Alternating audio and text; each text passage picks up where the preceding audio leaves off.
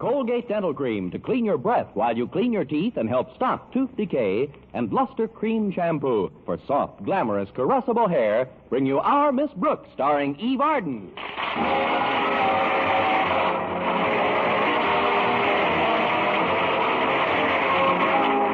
It's time once again for another comedy episode of Our Miss Brooks, written by Al Lewis. Well, last Tuesday was Valentine's Day. And our Miss Brooks, who teaches English at Madison High School, looked forward to celebrating the occasion with Madison's biology teacher, Mr. Philip Boynton. Of course, Mr. Boynton isn't the most dashing person in the world, but what he lacks in ardent emotion, he more than makes up for by his passionate lack of interest in romance. In fact, I have long suspected that if Mr. Boynton is ever hit by one of Dan Cupid's arrows, he'll remove it with a scalpel, cauterize the wound, and kick Cupid right in his quiver. I was discussing my reluctant dreamboat with my landlady last Tuesday at breakfast. I can't understand it, Connie. You're young, attractive, good company, charming. Thanks, Mrs. Davis. What are you doing after school? Now, I'm serious. Somebody ought to take Mr. Boynton by the shoulders and give him a good shaking. I've tried that, but he's not a very good rumba dancer. Besides, I really shouldn't complain. We've been out on several dates in the past few weeks. I know that, dear. But where does he take you on these dates? To the zoo. Exactly. And he took you there again yesterday, didn't he? How do you know? It's obvious. If it's that obvious, I'd better spray a little sweet air around. I knew you were at the zoo by the way you were dreaming last night. I got up to get some water, and as I passed your room, you were screaming like a wounded buffalo. Why, that's absurd, Mrs. Davis. I don't know what I'd be screaming about. It was only a flesh wound. Well, cheer up, dear. Here are some Valentine greetings that came for you this morning. Oh, thanks, Mrs. Davis. Let's see. This one's from Walter Denton. I recognize the handwriting. Well, an original poem. Read it out loud, Connie. All right. It says, my heart tick-ticks for you, my queen, with the steady watch beat of a new Longines. Dear Miss Brooks, I think you're keen. Won't you be my Valentine?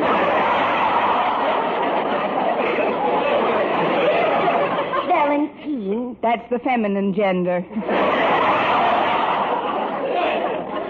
Listen to this, Mrs. Davis. This is from Stretch Snodgrass. Really? You mean he can write? Just about. Here it is. When it comes to athletics, I get plenty of breaks. But when it comes to scholastics, I ain't no great shakes. But since being in your English class, I don't sing the blues, 'cause nobody nowhere never taught me better than yous. Now, that's what I call a flattering Valentine. Why don't you open this next one, Connie? Even I can recognize the sender of that. How? Mr. Boynton put his return address on the envelope. Naturally. When he invests in the stamp, he wants to be sure it gets somewhere. Well, listen to this. You're on my mind where'er I go, even when I'm alone at a picture show. But especially do I think of you when I happen to pass our local zoo.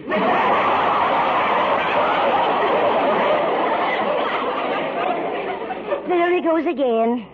How about you, Connie? Did you send Mr. Boynton a Valentine greeting? Yes, I mailed it yesterday. I didn't sign it, of course, but I think he'll know where it came from. What did you say in your greeting, Connie? It was an original bit of verse, Mrs. Davis, called I Must Go Where the Wild Goose Goes.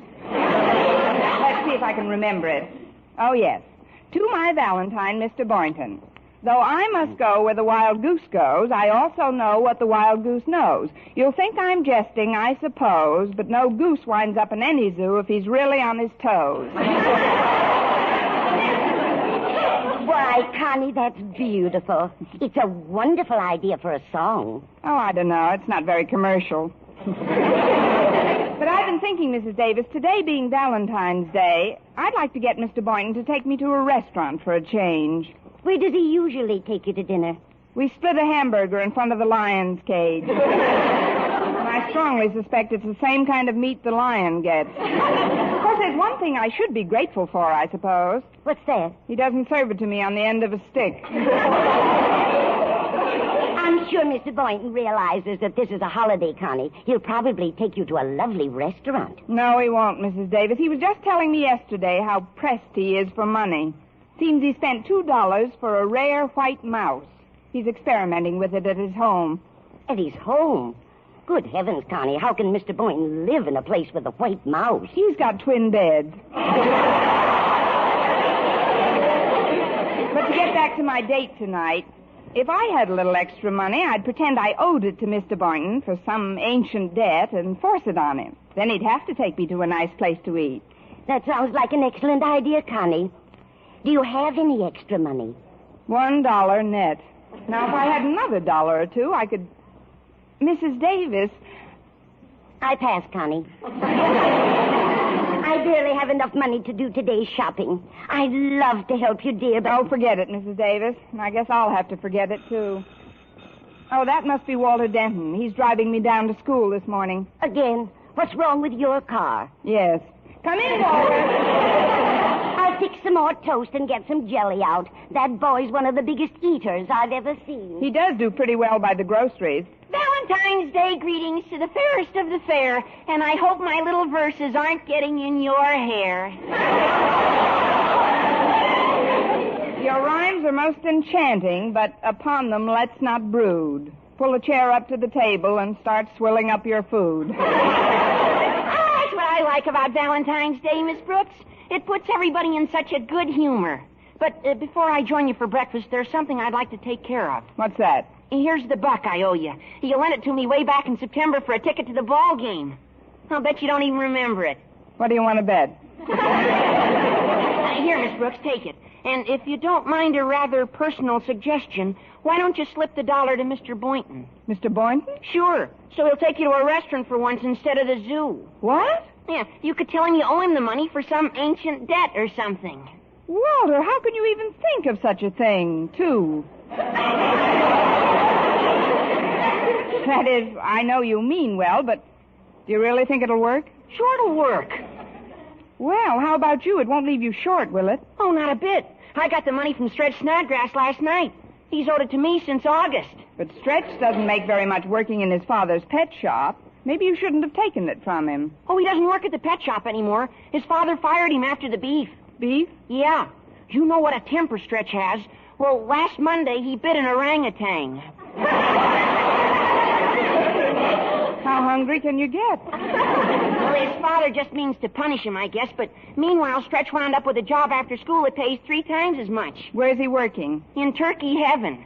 How did he get in? I mean, what in the world is turkey heaven? It's a restaurant, Miss Brooks.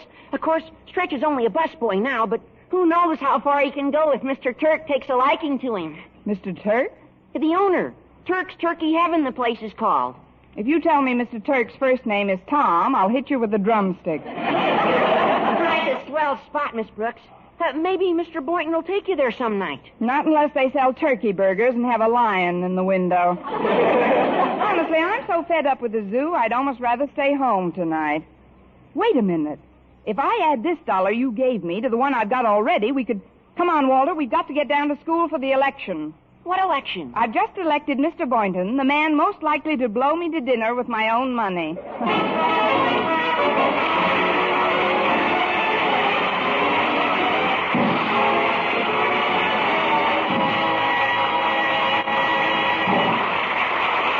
Our Miss Brooks, starring Eve Arden, will continue in just a moment. But first, here is Vern Smith. No other dentifrice offers proof of such results. Proof that Colgate Dental Cream helps stop tooth decay before it starts. 2 years research at leading universities using Colgate Dental Cream. Hundreds of case histories makes this the most conclusive proof in all dentifrice history on tooth decay. Conclusive proof that when teeth are brushed with Colgates right after eating, Colgate Dental Cream helps stop tooth decay before it starts. yes, the toothpaste you use to clean your breath while you clean your teeth now offers a safe, proved way to reduce tooth decay. Modern science shows decay is caused by mouth acids, which are at their worst right after eating. Brushing teeth with Colgates as directed helps remove acids before they harm enamel. Colgate Dental Cream has been proved to contain all the necessary ingredients, including an exclusive patented ingredient for effective daily dental care. Get Colgate Dental Cream today. Big economy size, only 59 cents. Always use Colgate Dental Cream to clean your breath while you clean your teeth and help stop tooth decay before it starts. Remember, no other dentifrice offers proof of such results.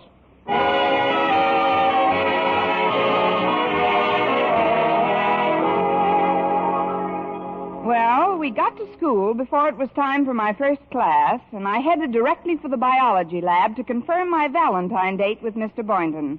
His enthusiastic reply to my reminder almost swept me off my feet. I guess we could kill a couple of hours somewhere. But frankly, Miss Brooks, if you're expecting any elaborate celebrations... Of course I'm not, Mr. Boynton. I just thought we could do something simple and inexpensive. You mean like go to the... No. Look, before we make any plans, let me give you these $2 I owe you. $2? Yes, it was for gas. I picked you up in my car one night last May, and when we ran out of gas, you bought 10 gallons for me. I bought 10 gallons? You had a beer with your dinner. Let me think a minute. You say this happened one night last May? Say, was that the evening we were coming from the zoo? We weren't coming from the casino in Monte Carlo. Here, Mr. Boynton, take the $2. Oh, but I don't seem to remember this incident, Miss Brooks. Let me take a look at my little black book. Black book? Oh, yes, I enter all my expenditures in it during the fiscal year. That way I know just how to budget myself from month to month. Now, let's see. 1949, August, July, June. Here we are, May. May 1st, light bulb, 15 cents. Collar button, 5 cents. May 2nd, 25 razor blades, 9 cents. May 3rd, mercurochrome and bandages, 90 cents. May 4th, stamp for letter to mother, 3 cents. A month's supply of frog food for Pet McDougal, 12 cents. That must have been the month Mac was on the diet. It's funny, I can't seem to find any record of that gas bill. Please, Mr. Boynton, it must have slipped your mind. Just take this. Oh, let's look a little further, please. May 11th, ink, 10 cents. Stamp for letter to mother, 3 cents. May 14th, shoelaces, 5 cents. Stamp, 3 cents. May 16th, laundry, 75 cents. May 18th, stamp, 6 cents. Oh, that was Mother's Day. I wrote Mom airmail. She must have been thrilled. 2 days later. May 25th, pair of socks, 35 cents. Sports shirt, $3. That must have been the day you had the beer. I don't remember that item at all. See, you just forgot to put the $2 down. Now, please take the money and let's Well, thanks, Miss Brooks. It's certainly nice of you to remind me about it. You know, this $2 is going to make a big difference in our Valentine Day celebration. You mean dinner for two, Mr. Boynton? For two? Why, with this money, I can buy peanuts for every monkey in the zoo.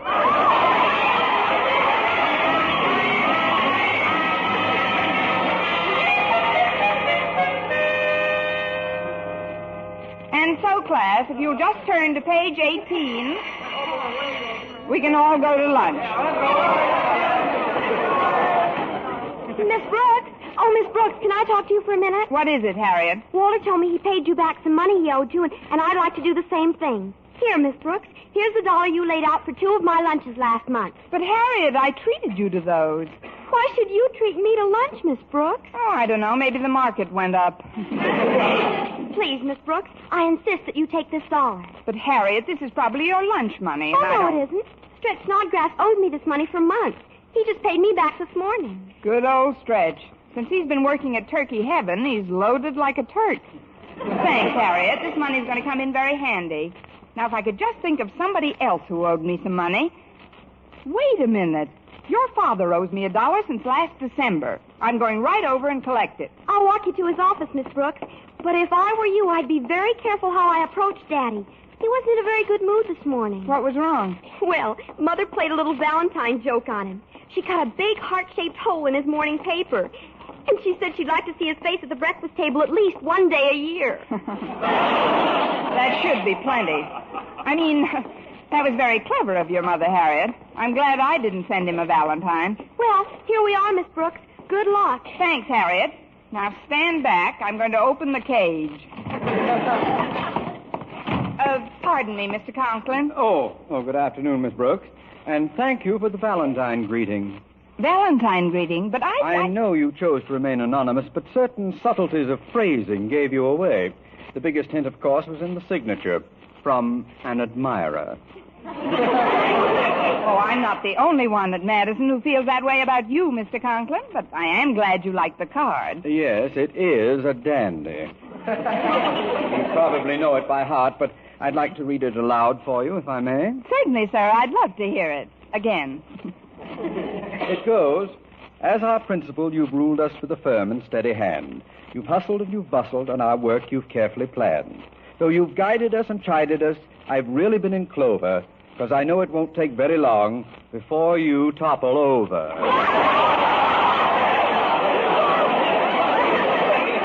Mr. Conklin, I have a confession to make. That is not the card I sent you. It isn't?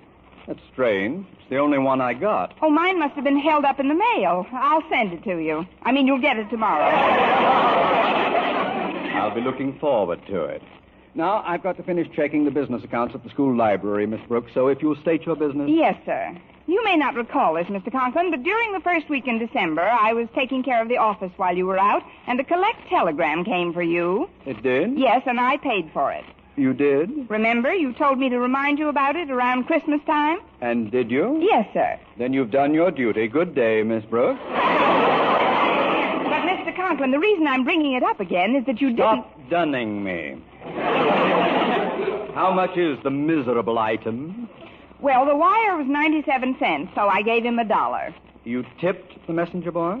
It was only 3 cents. You're very generous with my money. Well, the messenger had no change either, and as I say, it was just 3 cents. The amount is immaterial. It's the principle that's involved. Oh, you're not so involved, Mr. Conklin. It's just... Please, Miss Brooks. I've always felt that tipping is definitely un-American. But the messenger boy didn't mind. He was a little old Frenchman. However, sooner than violate your code, just give me 97 cents and I'll write off the balance under the Marshall Plan. I am not small, Miss Brooks. Here's your $1. Oh, thank you, sir. Now, if you'll excuse me... Just one moment, please. In going over these accounts from the library, I find that you're 6 weeks past due on a book. A book? Oh, yes, that was the one I brought home for Mrs. Davis. She can't seem to remember just where she put it. She didn't even read any of it yet. Obviously. The book was called How to Improve Your Memory. It's listed at $1.50, and I'll thank you for the money right now. Oh, but Mr. Conklin, we're still looking for it, and we may... These accounts are all being closed out immediately, Miss Brooks. If you find the book, we'll be happy to make an adjustment. But I can't afford $1.50 at this time. I haven't got it to give you. Tut, Miss Brooks. I just handed you $1. And that, you must admit, was like found money. Yes, indeed. Like money found at the bottom of a snake pit. Look, Mr. Conklin, couldn't this wait until... Don't be petty, Miss Brooks. Here's 50 cents. Just hand me $2, and your account is all squared away. All right. Here you are. Now may I go, Mr. Conklin? Certainly. Good day, Miss Brooks. It's a Lulu so far. Hi, Miss Brooks. Oh, hello, Stretch. Thanks for the Valentine. Oh, that's okay. We're going to the cafeteria for lunch? I might as well. I have 50 cents that's just burning a hole in my pocket. The one that doesn't have a hole in it already. But this talk of money is probably boring to anyone as affluent as you are. Oh, I ain't affluent, Miss Brooks. I just got a cold in the head. Well, it's nice to know there's something in there. By the way, how are things at Fort Knox? Where? Turkey heaven. Do you like your new job? Oh, I like it real good. Of course, I'm just a busboy now, but if I work real hard, I don't always have to be a busboy. I can go places. Especially if you get your own bus. You don't understand, Miss Brooks. From a busboy, I could get to be a waiter, and then I could go from waiter to mater. Mater? D. D? Hotel. We seem to have lost contact somewhere. Let's start again, shall we? Mater is short for Mater D. Hotel. Oh. You know, the head waiter who runs the whole restaurant usually. Boy, to be one of them, you sure got to be elegant. Yes, I know. You only talk to the cream of society, the most cultured, well-bred, best-mannered people in the whole world, boy. And you know what happens when you're a Mater D? What? If they don't slip you a 5 spot, you don't give none of them crumbs a table.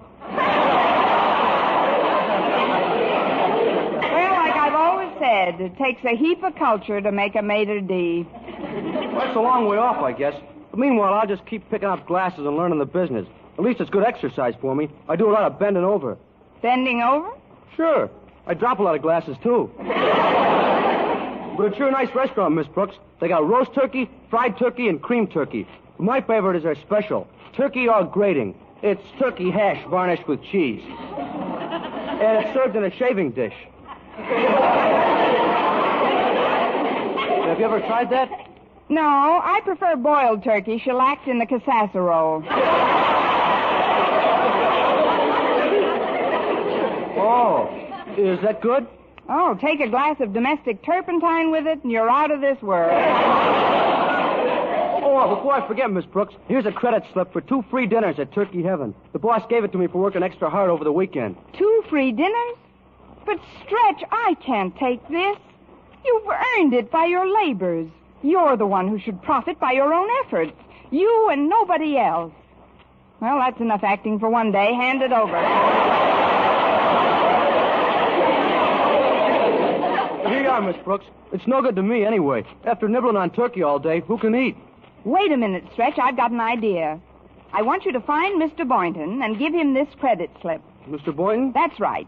But whatever you do, don't mention to him that I know anything about it. Now, is that clear? Yes, ma'am. I'm to find Mr. Boynton, then give him the slip, and mention that you don't know nothing about it. No, Stretch. You're not to mention that I know anything about it. Sorry. That grammatical carelessness will be the death of me.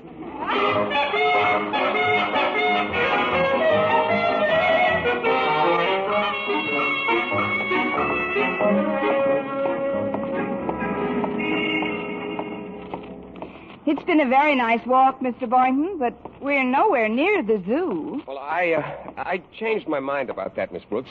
Before we left school, I decided that this being Valentine's Day, I'd like to take you to a restaurant for dinner. Oh, wonderful. May I pick any place I want? Well, that is... I'd like to go to Turkey Heaven. Go ahead, pick any place you want. Say, now, this is a coincidence. Isn't that Turkey Heaven right ahead of it? Well, that's right, Miss Brooks. It's rather expensive, isn't it? Oh, money isn't everything. Come on, let's go in. Hey, it's a good thing it's early. We won't have any trouble getting a table. Oh, fine. Look at that turkey being carried out of the kitchen. Isn't it a beautiful bird? Oh, yes, it is. But, look, isn't that Stretch Snodgrass with that tray of glasses? Yes. Hi, Miss Brooks, Mr. Boynton. I'll pick up the glasses later. The maitre d' isn't here yet anyhow. How'd you like to sit at this table in the corner here? Oh, fine, sir. I know how it is when a couple are going to eat alone. They like a nice secluded place where nobody can see them. Then if they feel like picking up a turkey leg in their hands, who cares? You're so right, Stretch. Now, if you'll just bring You got it pretty fast, Miss Brooks. Hope you enjoy everything. Incidentally, I didn't spill the beans to you-know-who about your knowing about the 2 free dinners to you-know-what happened. Stretch, go get Mr. Boynton a glass of water. And bring a couple of menus while you're at it. Yes, ma'am. I'll get them right away. Miss Brooks, I've decided there's no point in my trying to deceive you, so I'm going to come clean. Stretch gave me a credit slip for 2 free dinners here. Really? Well, wasn't that sweet? Here you are, folks. Water and menus. I'd like to advise you to read the menus pretty careful, though. The prices in here are mighty steep. Oh, we don't have to worry about that, Stretch. Mr. You-Know-Who has a credit slip for 2 free you-know-what. Now, let's see. What shall we order? Gosh, Miss Brooks, there's something I forgot to tell you. What's that? This slip isn't good on holidays, and today is Valentine's Day. Oh, no, Stretch. That's terrible. Oh, now, calm down, Miss Brooks. I'm not going to see you disappointed. Credit slip or no credit slip, this is one holiday we're going to celebrate and celebrate right.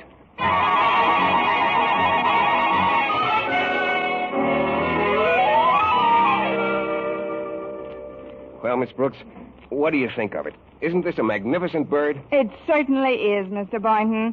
Now come over here. There's a pelican in this cage. Eve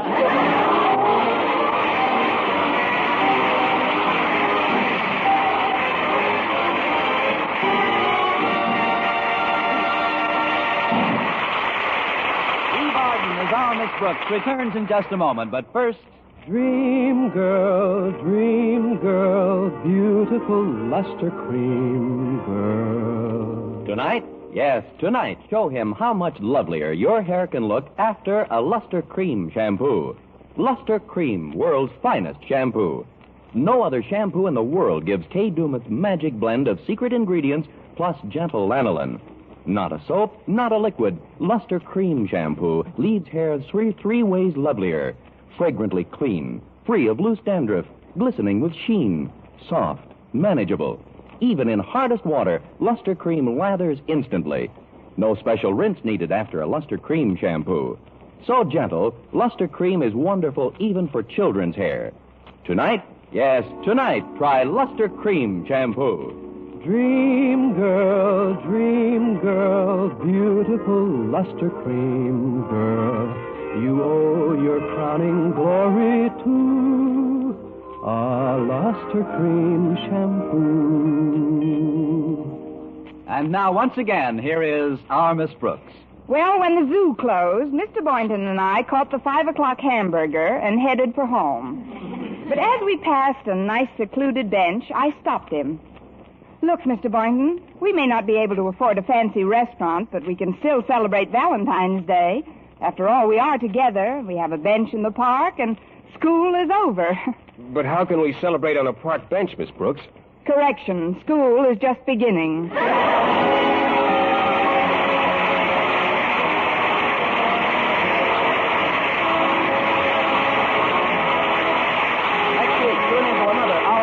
Show brought to you by Luster Cream Shampoo for soft, glamorous, caressable hair and Colgate Dental Cream to clean your breath while you clean your teeth and help stop tooth decay. Our Miss Brooks, starring Eve Arden, is produced by Larry Burns, directed by Al Lewis, with music by Wilbur Hatch. Mr. Boynton is played by Jeff Chandler, Mr. Conklin by Gale Gordon. Others in tonight's cast were Jane Morgan, Dick Crenna, Gloria McMillan, and Leonard Smith.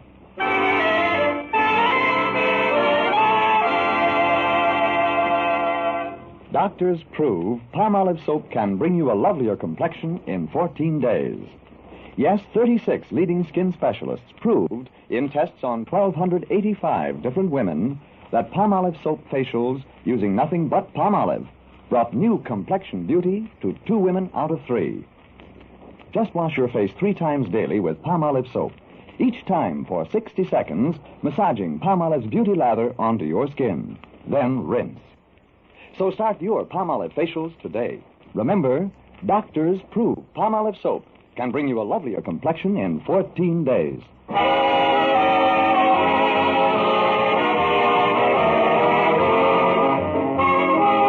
mystery liberally sprinkled with laughs, listen to Mr. and Mrs. North, the exciting, fun-packed adventures of an amateur detective and his beautiful wife.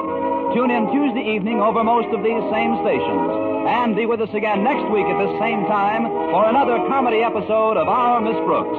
Bob Lamont speaking. This is CBS, the Columbia Broadcasting System.